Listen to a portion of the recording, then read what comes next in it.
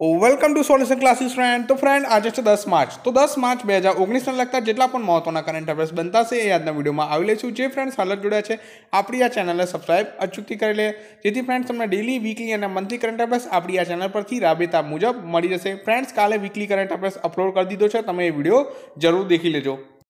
Friends હું અન academy પર ભણાવું છું, તો તમે અન એકેડમીની લર્નિંગ એપ ડાઉનલોડ કરી ત્યાં અમિત શુક્લા સર્ચ કરી અને જીપીએસસીનો કોર્સ પસંદ કરી મને ફોલો કરી શકો છો.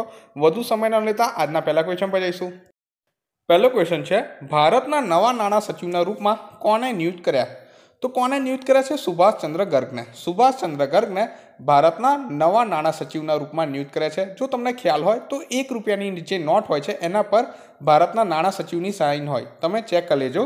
ઓકે, ₹1ની નોટ કે સિક્કો નોટ પર દેખીને. હવે ₹1ની નોટ માજો તો પડી નહીં, નકર તમને બતાવત.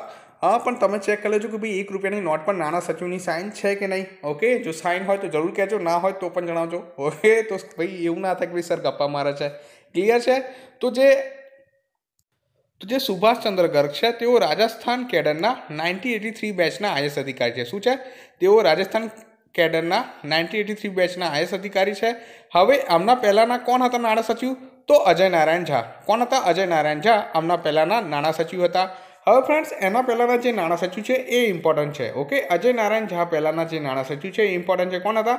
હસમુખ અઢિયા, અને જેમની હાલમાં જ બીઓબી બેંકના નોન એક્ઝિક્યુટિવ પ્રેસિડેન્ટ તરીકે નિયુક્ત કર્યા છે. ઓકે, તો આપણને આના વિશે ખ્યાલ હોવો જોઈએ. જે હસમુખ અઢિયા છે તેઓ હાલમાં બીઓબી બેંકના નોન એક્ઝિક્યુટિવ પ્રેસિડેન્ટ તરીકે નિયુક્ત કર્યા છે.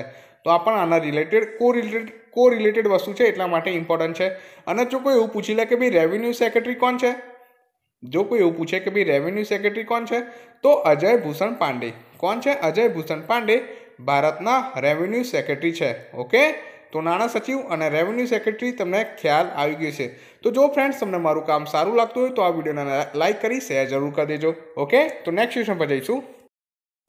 ત્યારબાદ ક્વેશ્ચન છે, તાજેતરમાં WHO ના મુખ્ય સાયન્ટિસ્ટ તરીકે કોને નિયુક્ત કરવામાં અથવા તો મુખ્ય વૈજ્ઞાનિક તરીકે કોને નિયુક્ત કરવામાં WHO માને શું? World health organisation. તો સૌમ્યા સ્વામીનાથનને WHO ના મુખ્ય સાયન્ટિસ્ટ તરીકે નિયુક્ત કરવામાં આવે છે. તો ફ્રેન્ડ્સ WHO વિશે પૂરી માહિતી જાણીએ. જે સૌમ્યા સ્વામીનાથન છે તેઓ થોડા દિવસ પહેલા WHO ના ફરીથી ઉપમહાનિદેશક બન્યા હતા. કોણ? તો સૌમ્યા સ્વામીનાથન. ઓકે, હવે જો કોઈ એવું પૂછી લે કે ભાઈ ઉપમહાનિદેશક માને શું? તો વાઇસ ડાયરેક્ટર જનરલ. અને જો ડાયરેક્ટર જનરલ પૂછે તો કોણ છે? WHO ના ટેડ્રોસ અધાનમ. કોણ છે? ટેડ્રોસ અધાનમ WHO ના ડાયરેક્ટર જનરલ છે. અને એવું કોઈ પૂછે કે ભાઈ WHO ની સ્થાપના ક્યારે થઈ? તો 1948માં. ક્યારે થઈ? 1948માં WHO ની સ્થાપના થઈ છે. અને WHO નું હેડક્વાર્ટર ક્યાં છે? તો જીનીવા, સ્વિટ્ઝરલેન્ડ.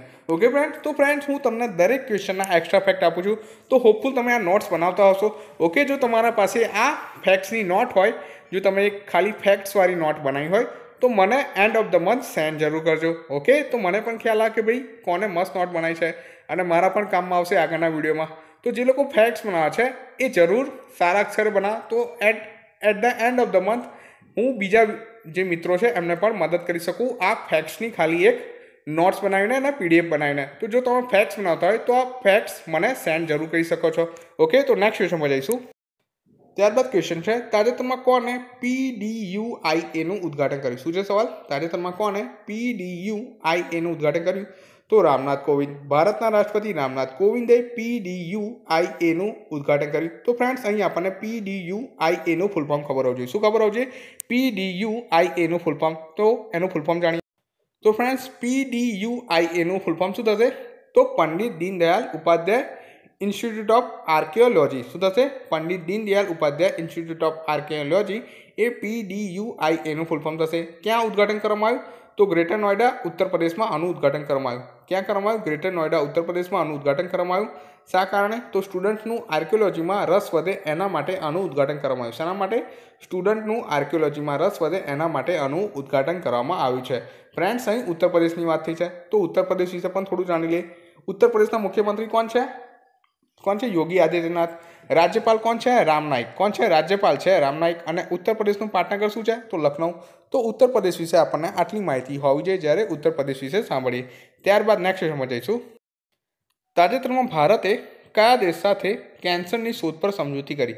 શું છે સવાલ? કયા દેશ સાથે ભારતે કેન્સરની શોધ પર સમજૂતી કરી? તો બ્રિટન દેશ સાથે. કયા દેશ સાથે? બ્રિટન દેશ સાથે ભારતે કેન્સરની શોધ પર સમજૂતી કરી. તો આના વિશે થોડું જાણીએ. હવે સમજૂતી પર કરાર તો 14 નવેમ્બર 2018ના રોજ જ થઈ ગયા હતા. ઓકે, સમજૂતી પર કરાર એટલે કે સાઇન 14 નવેમ્બર 2018ના રોજ થઈ ગયેલા, પણ મંજૂરી હાલમાં જ મળી છે. ઓકે, જે મંજૂરી છે એ હાલમાં મળી છે. તો ફ્રેન્ડ્સ, અહીં બ્રિટનની વાત થઈ છે. તો બ્રિટનની રાજધાની શું છે? ઇંગ્લેન્ડ. શું છે? ઇંગ્લેન્ડ છે બ્રિટનની રાજધાની. અને બ્રિટનના વડાપ્રધાન કોણ છે? તો થેરેસા મે. કોણ છે? થેરેસા મે બ્રિટનના વડાપ્રધાન છે. તો બ્રિટન વિશે જ્યારે પણ સાંભળો ત્યારે આટલી માહિતી અચૂક યાદ રાખજો. ત્યારબાદ નેક્સ્ટ ક્વેશ્ચન પર જઈશું.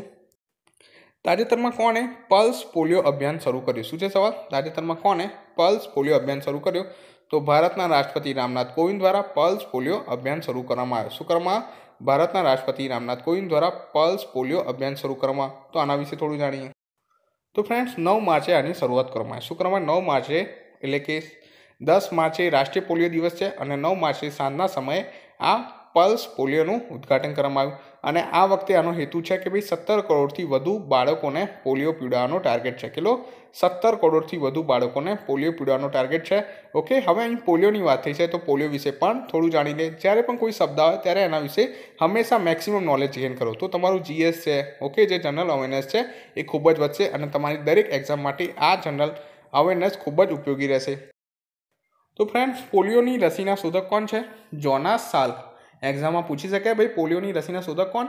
તો જોનાસ સાલ્ક. નામ યાદ રાખજો, જોનાસ સાલ્ક છે પોલિયોની રસીના શોધક.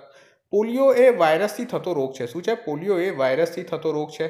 શીત શૃંખલા સારી જળવાય તે માટે શીત શૃંખલામાં આયોજન કરવામાં આવે છે. ઓકે, શીત શૃંખલા સારી રીતે જળવાય તે માટે શીત શૃંખલામાં આયોજન કરવામાં આવે છે. પોલિયોની વેક્સિનના કેટલા સ્ટેજ હોય છે? 4 સ્ટેજ હોય છે. કેટલા સ્ટેજ હોય છે? 4 સ્ટેજ હોય છે. અને પોલિયો કયા અંગને અસર કરે છે? તો પોલિયો નસને અસર કરે છે. શેના અસર કરે છે? પોલિયો નસને અસર કરે છે. અને પોલિયો કોને આપી શકાય? તો 0 થી 5 વર્ષના બાળકોને પોલિયોની રસી આપવામાં આવે છે. કોને? 0 થી 5 વર્ષના બાળકોને પોલિયોની રસી આપવામાં આવે છે. ઓકે, તો પોલિયો વિશે તમને આટલી માહિતી હોવી જોઈએ જ્યારે પોલિયો વિશે સાંભળો. ઓકે, ત્યારબાદ નેક્સ્ટ ક્વેશ્ચન પર જઈશું. તાજેતરમાં બાર્કના ડાયરેક્ટર જનરલ કોને નિયુક્ત કર્યા? શું છે સવાલ? તાજેતરમાં બાર્કના ડાયરેક્ટર જનરલ કોને નિયુક્ત કર્યા? તો અજીત કુમાર મોહંતીને. અજીત કુમાર મોહંતીને બાર્કના ડાયરેક્ટર જનરલ નિયુક્ત કરવામાં આવ્યા છે. તો ફ્રેન્ડ્સ, જે અજીત કુમાર મોહંતી છે તેઓ એક પ્રખ્યાત સાયન્ટિસ્ટ છે. કોણ છે? તેઓ એક પ્રખ્યાત સાયન્ટિસ્ટ છે અને તેમની નિયુક્તિ 3 વર્ષ માટે કરવામાં આવી છે. કેટલા વર્ષ માટે? 3 વર્ષ માટે નિયુક્તિ કરવામાં આવી છે. હવે ફ્રેન્ડ્સ, અહીં બાર્કની વાત થઈ છે. ઓકે, તો બાર્ક વિશે પણ થોડું જાણી લઈએ. તો પહેલાં આપણને બાર્કનું ફૂલ ફોર્મ ખબર હોવું જોઈએ. શું ખબર હોવું જોઈએ? Full form. તો શું થશે બાર્કનું full form? Bhabha atomic research centre. શું થશે? ભાભા એટોમિક રિસર્ચ સેન્ટર એ બાર્કનું ફૂલ ફોર્મ થશે.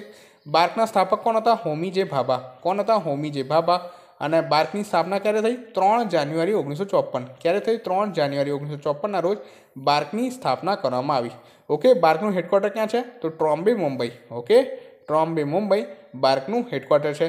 તો જ્યારે પણ બાર્ક વિશે સાંભળો ત્યારે આટલી માહિતી અચૂક હોવી જોઈએ. હોપફુલ ફ્રેન્ડ્સ, તમને વિડીયો હેલ્પફુલ રહેશે. જો વિડીયો હેલ્પફુલ રહે તો વિડીયોને લાઇક કરી શેર જરૂર કરી દેજો. નેક્સ્ટ વિડીયો સાથે જલ્દીથી મળીશું. ત્યાં સુધી વાંચતા રહો અને તૈયારી કરતા રહો.